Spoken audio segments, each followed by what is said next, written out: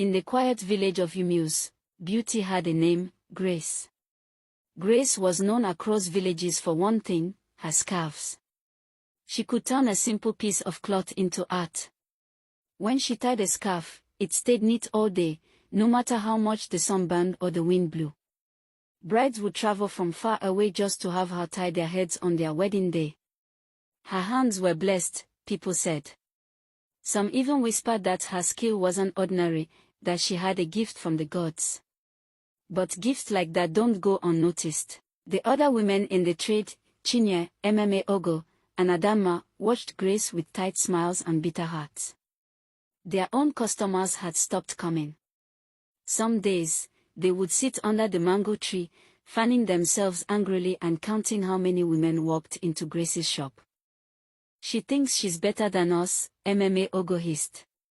I heard she prays every night, Adamma muttered. Pray. She's using something. Nobody can tie scarf like that without power, Chinye spat. Their jealousy soon grew teeth. One moonless night, the three women crept into the forest to see the native doctor, Dibia Okeke. His heart reeked of blood and smoke. A single red candle flickered before him. We want her hands to stop, Chinye said. We want her beauty to fade, Mma Ogo added. We want her to suffer, Adamma whispered. Okeke gave them a small charm wrapped in red cloth, muttering, bury this in front of her shop. When her foot touches it, her hands will never know peace again. They did exactly that. The next morning, Grace opened her shop as usual.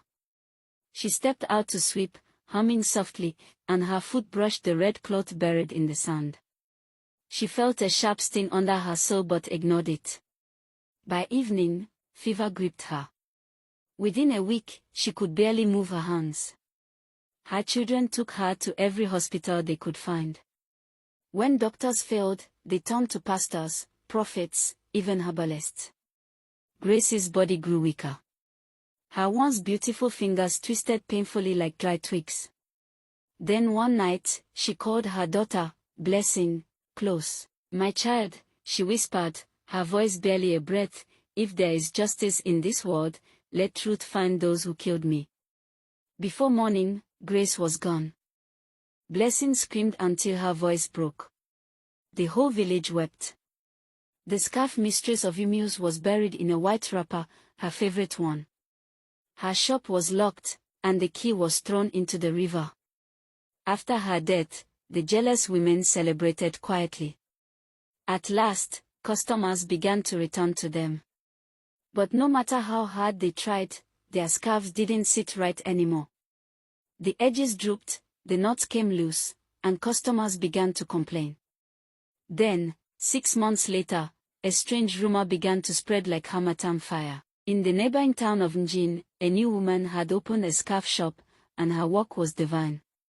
People said she could tie 10 heads in 1 hour, and every single one came out perfect. Her designs were so unique that women traveled from far villages just to patronize her. But she was strange. No one ever saw her come to the shop in the morning or leave at night. She wore the same white cloth every single day, yet it was always spotless, as if freshly washed. And the strangest thing of all, she forbade mirrors. If you wanted to see your reflection, you had to ask another customer, how does it look? But her